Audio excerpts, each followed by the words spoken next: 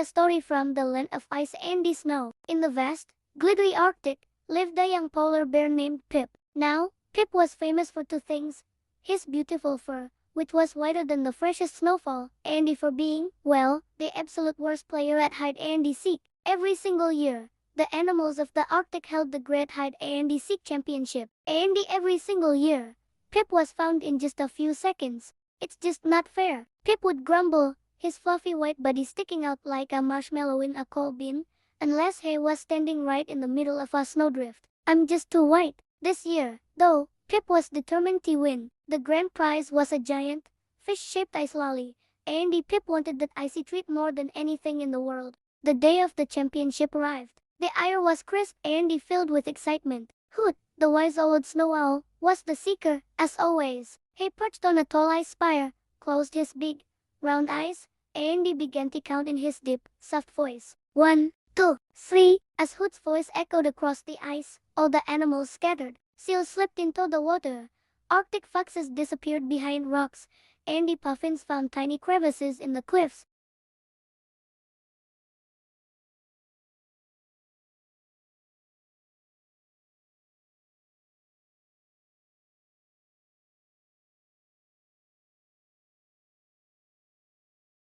Hoot's count continued. 38, 39, 40. Pip needed a new plan, and fussed. He saw a group of penguins waddling in a straight line, looking very serious. "Aha!" he whispered to himself. He got on his tiptoes and tried to waddle just like them, slipping in at the very end of the line. Waddle, waddle, waddle. He thought he was being very clever, but the penguins in front of him started to giggle. They turned and pointed their flippers at the big, furry, and very clumsy penguin at the back. Hoot the owl swooped down gracefully, a chuckle in his voice. "Pip, the penguins are giving you away," he sighed kindly. Pip let out a big, frosty sigh and trudged on, his paws crunching in the snow. He felt his dream of the fish-shaped ice lolly melting away. Just then, he came across a giant walrus named Wally, who was fast asleep on a sunny patch of ice. "He's big enough to hide me," Pip whispered excitedly. Very, very carefully, he tiptoed over and snuggled up behind Wally's enormous, blubbery back. It was the perfect spot.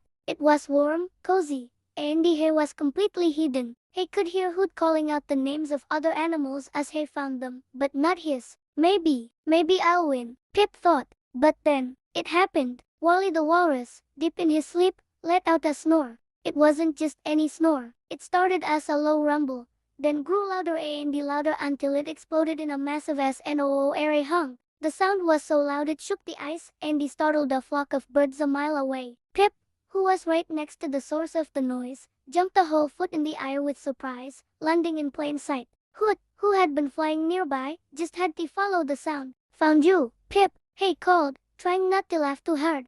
Pip's shoulders slumped. He was about to give up and go home. The giant ice lolly was definitely not for him. As he sadly plodded through the snow, he saw a flurry of white movement in the distance. He squinted. It was a group of Arctic hares, their fur as dazzlingly white as his own. They were hopping and nibbling on tiny plants peeking through the snow. Then, a silly, brilliant, wonderful idea popped into Pip's head. It was so crazy, it just might work. He crept over to the group of hares as quietly as he could. They were so busy playing that they didn't even notice the giant polar bear sneaking up on them. Pip crouched down low, trying to make himself look as small as possible. He wiggled his black nose just like they did. He even tried to hop a little, which resulted in a clumsy but very enthusiastic bounce stomp. From a distance, with the sun glaring off the snow, he didn't look like a polar bear at all. He just looked like a very, very big and slightly uncoordinated bunny. Meanwhile, Hoot the owl was completely stumped. He had found everyone else. The puffins, the seals, the foxes,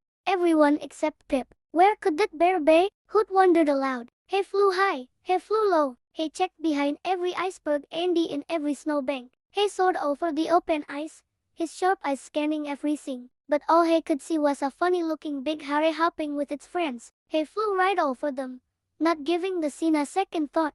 Down below, Pip was bursting with excitement. He could see Hoot flying around, completely baffled. "He can't find me," Pip thought, his heart thumping with joy. "I'm going to win. I'm actually going to win the fish lolly." The thought was so thrilling, so absolutely wonderful, that he completely forgot the #1 rule of hide and seek: be quiet. He couldn't hold it in any longer. He stood up on his hind legs, puffed out his chest.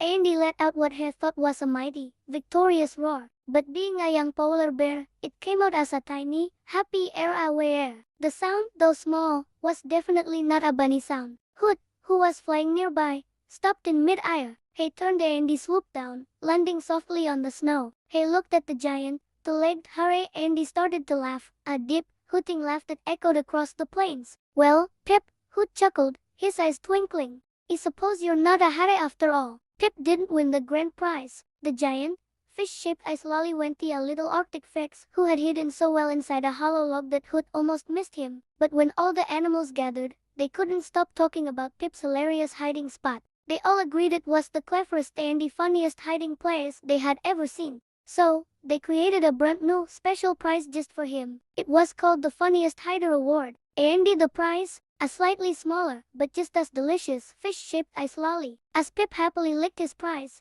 surrounded by his laughing friends, he realized something important. Making everyone laugh and sharing a happy moment together was even better than winning. And from that day on, Pip was still known for his white fur and for being a terrible hider. But now, he was also famous for being the funniest friend in the entire Arctic. Thanks for joining us on this chilly adventure. If you loved Pip's story, don't forget to like this video and subscribe for more fun tales. See you next time.